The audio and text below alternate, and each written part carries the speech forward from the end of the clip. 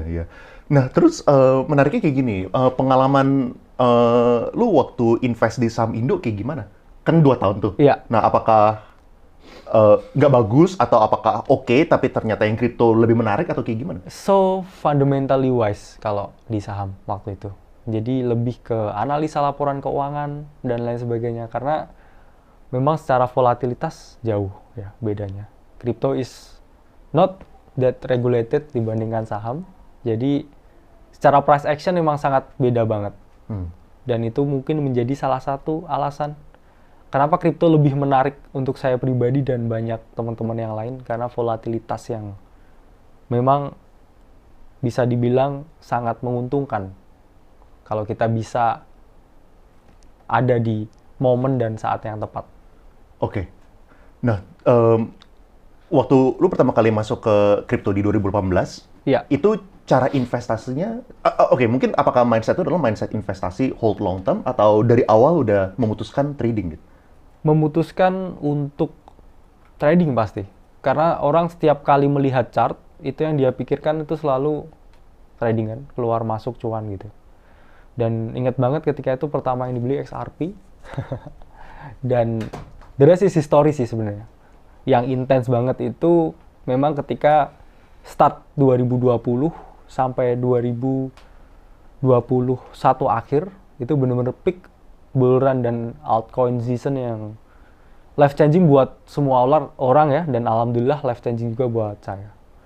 Life changing yang gue lihat kan di salah satu video itu dari 30 juta sampai jadi 7M. Itu Iya. ya? Itu tuh yang momen 2020 sampai 2021 ya? Iya, Oke. Nah, tapi kan setelah itu turun kan? setelah itu turun. Nah, turunnya kan bahkan kalau misalnya kita ngomongin Bitcoin sampai minus 80% gitu. Iya, dalam 1 tahun aja. Dalam tahun. Nah, itu portonya kayak gimana? Apakah lu berhasil amanin mayoritas atau kayak gimana? Dari angka itu ya sempat ada penurunan ya 30% dari all time high-nya, tapi saya udah close Bitcoin 100% itu ketika harganya di 59.000 ya. Jadi dari 69.000 ke 59.000, saya lihat ada potensi bull trap karena harga seakan menembus all time high sebelumnya, tapi ada fake out dan balik lagi ke range, yaitu saya juga ungkapkan ke banyak komunitas dan platform sosial media dulu untuk let's close from the market 100%. Karena kita akan masuki bear market dan memang kejadian. Jadi setelah itu full cash out dan riding the wave ketika bear market dengan ya berbagai instrumen yang bisa kita pilih ketika bear market. Oke. Terus waktu bear market uangnya taruh di mana? Mostly on stable, tapi tetap trading juga di derivative market, riding the wave, dan even tahun 2022 pun tetap dapat ya beberapa community coins yang naiknya lumayan juga. Jadi memang even on the dark bear market tetap ada momen buat dimanifest kalau teman-teman jeli sebenarnya. Kalau misalnya tadi ngomongin stable, itu maksudnya stable yang di kripto gitu maksudnya? Iya. USDT, USDC. Oke. Itu gue pengen follow up menarik deh itu pertanyaannya. Soalnya kalau misalnya lu nge-hold duit lu di situ, emang itu di pack gitu kan? Yes. 1:1 gitu Bener. kan? Tapi kan ini tolong correct me if I'm wrong gitu ya. Tolong correct, because ini adalah mindsetnya gue gitu. Mindset gue tuh adalah kalau misalnya kita taruh di USDT, USDC, yes emang kita mereka ini di pack 1:1, jadi resikonya itu harusnya rendah segala macam. Iya. Tapi kan kita ingat apa yang kejadian dengan kripto yang lose pack-nya gitu. Pack-nya Bener. kehilangan, besok anjlok gitu. Nah, ngapain kita taruh di USDT, kenapa kita nggak taruh di USD aja? Nanti kalau misalnya kita mau masuk, ya kita masukin Iya. lagi gitu. Menarik sih pertanyaannya. Balik lagi yang crash itu USD, Luna. Betul. Karena memang sistemnya algorithmic stablecoin, jadi not pack juga 1:1 dengan US dollar. Tapi hal yang menarik juga, kebetulan saya baca buku judulnya Number Go Up. Apakah USDT dan USDC sestabil itu? Sebenarnya enggak juga. Karena USDT diungkapkan back 1:1 dengan US dollar. Tapi di buku tersebut diungkapkan kalau yang ngehold Treasury USDT itu adalah private company yang nggak bisa kita track dan kita lihat laporannya. Jadi nggak tahu, balik lagi di kripto itu semua kepercayaan. Tapi saya batasi risiko dengan diversifikasi stablecoin-nya. Jadi nggak only one on USDT. Oke, menarik. Oke. Nah, terus kita balik ke yang tadi deh, journey lu. Terus lu awal mulai kenal Timothy kapan? Di 2022 itu. 2022 bulan? Sebelum Desember. Oh, jadi sekitar baru? Ya. Jadi lu baru kenal, habis itu 2022. langsung nge-deal, kan Desember itu kan? Ya. Misalnya apa kalau kenal itu misal November, Oktober gitu? Around that time kayaknya. Jadi emang ada ketertarikan, kesamaan. Awalnya Bro Timothy juga nggak ngira kalau saya orang Indo. Karena komunikasi di platform Twitter waktu itu, istilahnya City ya, crypto Twitter, dengan bahasa Inggris dengan teman-teman komunitas yang di luar.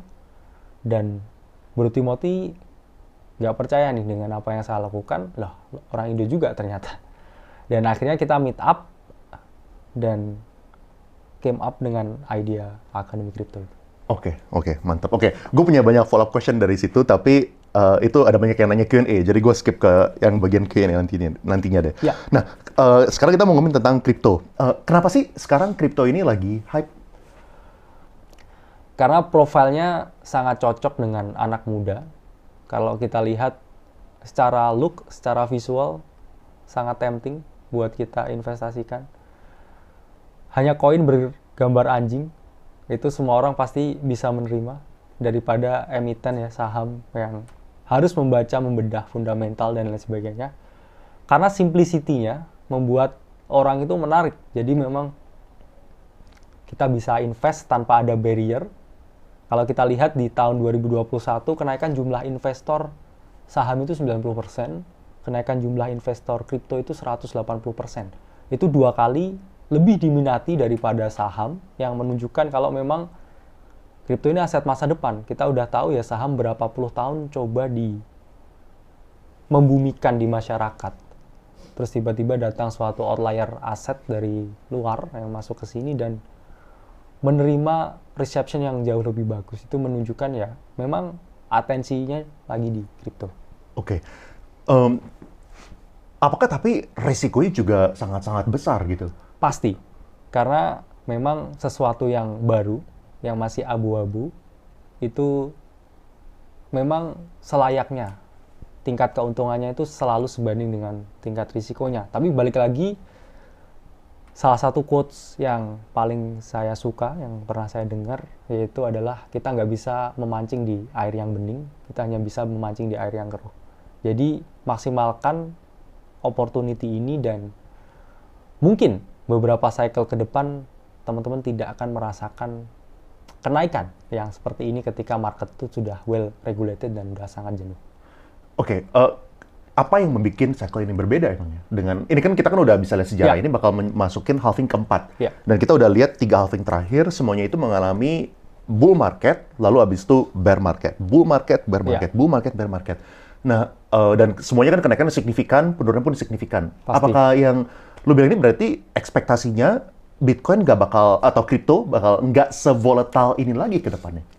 Karena pasti kalau kita lihat kripto sekitar hampir ya kurang lebih 1/40-an dengan kapitalisasi saham di US. Dan kalau saham di US kita lihat sudah, contohnya indeks S&P. Berapa banyak company yang sudah invest in S&P dan menyarankan para investornya untuk invest ke S&P. Jadi apa yang membuat cycle ini berbeda? Karena kita lihat institutional adoption, ya, di mana banyak sekali perusahaan-perusahaan besar ini yang mulai mendiversifikasikan asetnya ke Bitcoin dan juga ETF yang kita tahu applied di Januari 2024 kemarin. Itu yang membuat berbeda daripada cycle sebelumnya. Jadi adanya institusi dan juga adopsi baru yang masuk ke kripto, real money from real world ke protokol kripto, yang itu yang membuat cycle ini berbeda. Tapi kalau kita ngomongin, ya mungkin kripto yang sebelumnya tuh masih B2C lah ya, business to consumer. Kita masih P2P ya, player versus player. Sekarang ada bisnisnya nih, berarti kan B2G ya, B2B ya, business to business. Tapi kita belum lihat next, ada possible yang government mulai masuk. business to government. Karena kita lihat blockchain adalah suatu teknologi yang terus berkembang dan diramalkan sampai tahun 2030 valuasi dari industri blockchain-nya aja itu sampai lebih dari 500 billion. Jadi memang it's only going up. Kalau banyak sekali juga para pakar ya yang menilai sampai 20-an triliun kapitalisasi seluruh market crypto di tahun 2030. Tapi itu mungkin ya terlalu euforik. Tapi kita anggap aja setengahnya dari itu 10 triliun US dollar. Itu pun juga akan membawa peningkatan yang sangat signifikan. Iya.